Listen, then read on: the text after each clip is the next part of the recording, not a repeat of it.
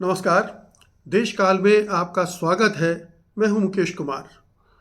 दोस्तों, हालांकि हमारी सरकार अर्थव्यवस्था की बड़ी गुलाबी रोजी तस्वीर पेश करती रहती है, दावे करती रहती है कि सब कुछ चंगा है, सब कुछ बढ़िया चल रहा है, अर्थव्यवस्था बहुत मजबूत है और हम 5 ट्रिलियन इकोनॉमी की तरफ बढ़ रहे हैं, हमारी ग्रोथ रेट ये है, दुनिया में हमारी स्थिति ये हो गई है, वो हो गई है, 2047 तक हम यहाँ पहुँच जाएंगे, विकसित देश बन जाएंगे, वगैरह वगैरह सब झूठे दावे वो करती है।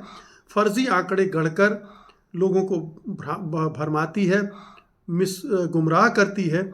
लेकिन सच्चाई ये है कि भारतीय अर्थव्यवस्था 2025 में जब दाखिल हो रही है तो भयानक संकट से जूझ रही है। उसके सिर पर भयानक संकट मंडरा रहा है और इसके बहुत सारे इंडिकेटर्स हैं जिनकी चर्चा मैं आज आपसे करने जा रहा हूँ। आप बार बार सुनते होंगे कि डॉलर के मुकाबले भारतीय मुद्रा की कीमत लगातार गिरती जा रही है। लगभग वो 86 रुपये प्रति डॉलर तक पहुंच चुकी है। लोगों का मानना है कि इसी साल 2025 में ही वो 100 रुपये प्रति डॉलर पहुंच जाएगी। तो जो मोदी जी मनमोहन सिंह की सरकार का मजाक उड़ाते थे रुपए की कीमत गिरने पर कि ये तो सरकार का इकबाल गिर रहा है, सरकार का पतन हो रहा है, ये रुपया से पता चलता है। तो जो रुपया की कीमत जब मनमोहन सिंह सरकार गई थी 54-55 रुपये थी, आज वो 86 पहुंच गई है और 2025 में वो 100 रुपये प्रति डॉलर पहुंच रही है। ये पहला इंडिकेटर है जो बता रहा है कि हमारी अर्थव्यवस्था की स्थिति क्या है।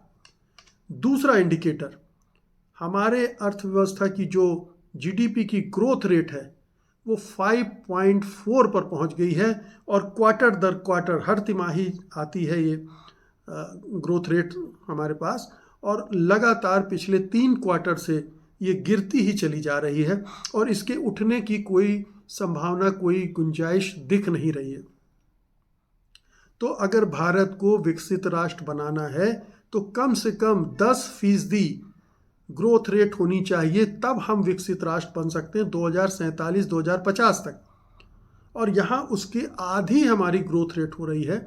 और ये देश में जो माहौल बना दिया गया है हिंसा का, हिंदू मुसलमान का, नफ़रत का, उसमें जो पूरा जो इन्वायरमेंट है, जो पर्यावरण है आर्थिक गतिविधियों का, वो सारा गड़बड़ा गया है, परिवेश बिगड़ गया है और इस वजह से उसकी संभावना कम होती जा रही विकास की दर की। एक और आंकड़ा लीजिए, मोदी जी की नीति की वजह से भारत पर कर्जा बढ़ता ही चला जा रहा है। अब वो हमारी अर्थव्यवस्था का 42.5% हो गया है। ये माना जाता है कि 27-28% से ज़्यादा नहीं होना चाहिए। अगर वो उससे ज़्यादा बढ़ता है तो इसका मतलब है कि आपकी अर्थव्यवस्था बीमार हो रही है, वो कर्ज के जाल में फंसने जा रही है। लेकिन मोदी की वजह से 2024 तक भारत का विदेशी ऋण 711.8 बिलियन डॉलर तक बढ़ गया है। 2025 में 100 बिलियन डॉलर और बढ़ सकता है। मतलब जो मनमोहन सिंह के सरकार के समय जो 150 बिलियन डॉलर तक का था वो 711 हो गया और इस साल 800 बिलियन डॉलर के ऊपर चला जाएगा। तो ये अर्थव्यवस्था पर लोन लेने का मतलब है कि उसको रीपे करना, उस पर इंटरेस्ट भी देना, और ये अर्थव्यवस्था पर बोझ बढ़ता जाता है। तो ये एक बहुत बड़ा इंडिकेटर है। अब हम कुछ और चीज़ों पर आते हैं। हमारे देश में मिडिल क्लास की संख्या बढ़ते बढ़ते 32% हो गई थी। 32% एक अच्छे मिडिल क्लास अगर किसी कंट्री में है तो उसकी अर्थव्यवस्था बेहतर ढंग से बढ़ सकती है क्योंकि वो मिडिल क्लास खर्च करता है, कमाता है, खर्च करता है और उससे अर्थव्यवस्था को गति मिलती है, मैन्युफैक्चरिंग सेक्टर को गति मिलती है। लेकिन उसमें 25% की कमी आई। हमारा जो मध्य वर्ग है वो 25% कम हो गया है। यानी वो जो ग्रोथ का इंजन है वो अब छोटा हो गया है। और यही वजह है कि आप देखिए कि लोगों की क्रय शक्ति भी घट रही है। अभी जो सर्वे आया था वो बता रहा था कि जो लोग ज़रूरी खाने पीने की चीज़ों तक में कटौती करने लगे हैं क्योंकि इनकी आय कम हो गई है। अगर ज़रूरी चीज़ों में खान पान में कम होने लगे तो ये चिंता की बात है। लेकिन ये तो है ही, जो दूसरी चीज़ों की जो आम तौर पर जो गुलाबी अर्थव्यवस्था की तस्वीर पेश करने वाले हैं वो कारों की बात करते हैं, ऑटोमोबाइल सेक्टर की बात करते हैं, टीवी फ्रिज इन सब की बात करते हैं, वहाँ भी गिरावट आ रही। 2025 वर्ल्ड बैंक के चीफ अर्थशास्त्री हैं इंद्रमीत गिल, उनकी रिपोर्ट के अनुसार वाहनों की बिक्री में 19% की कमी आ चुकी है, स्मार्टफोन की बिक्री में 4% की कमी और टीवी की बिक्री में 14% की कमी आई। और आम आदमियों की आय तो छोड़ दीजिए, जिस कारपोरेट सेक्टर को मोदी बहुत प्रमोट करती है उनकी इनकम में भी बड़ी गिरावट आई है। जैसे हिंदुस्तान लीवर है, यूनिलीवर है, वो 6% उसके मुनाफे में कमी आई है और आईटीसी के मुनाफे में 4% की कमी आई है। तो आप अडानी अंबानी को छोड़ दीजिए, लेकिन बाकी जगहों पर स्थितियां गड़बड़ हो रही हैं। अब कुछ और देखिए, जो गरीब आदमी है जब उसकी इनकम घटती है तो वो क्या करता है, वो कर्ज लेता है और कर्ज लेकर अगर नहीं चुका पाता है तो डूब जाता है, आत्महत्या कर लेता है, अकेले करता है, कभी सपरिवार कर लेता है। तो अगर आप लोन लेने वाली प्रवृत्ति को देखें अर्थव्यवस्था में तो वो एक और इंडिकेटर है।